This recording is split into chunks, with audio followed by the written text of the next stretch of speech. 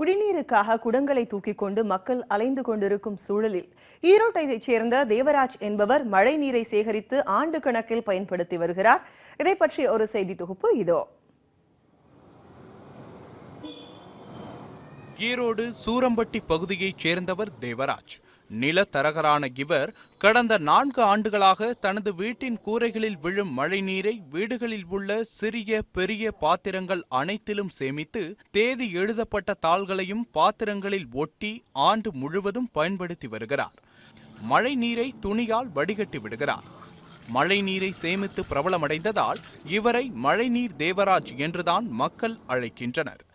மேலும் இவர் மழைநீரின் அருமையை உணர்த்தும் வகையில் தனது நெற்றியில் மழைநீர் உயிர்நீர் என்று பச்சை குத்தி கொண்டிருக்கிறார். இப்போ வருங்காலத்தில் இப்போ இது வரைக்கும் நமக்கு தண்ணி சரியான தண்ணி கிடைக்கிறது இல்லைங்க.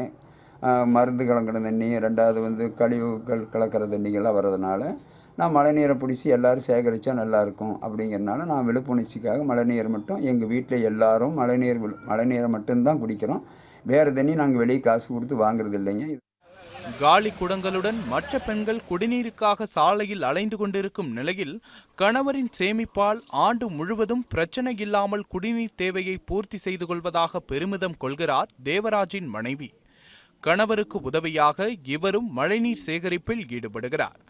மழைநீர் சேமிப்பால் எந்த ஆண்டும் குடிநீர் தட்டுப்பாடு ஏற்பட்டதில்லை என்கிறார்.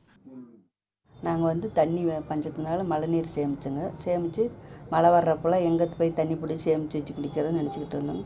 எங்கள் வீட்டுக்காரர் சொல்லிகிட்டு இருந்தாங்க. அப்புறம் நாங்கள் சேமித்து வச்சோங்க. ஒரு கப் பிடிச்சோங்க, ஒரு 6 மாதம் வந்ததுங்க.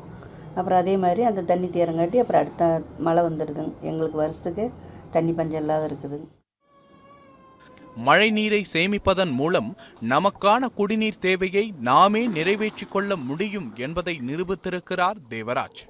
சுயசார்பு வாழ்க்கைக்கு தேவராஜ் முன்னுதாரணம் என்றால் அது மிகையல்ல.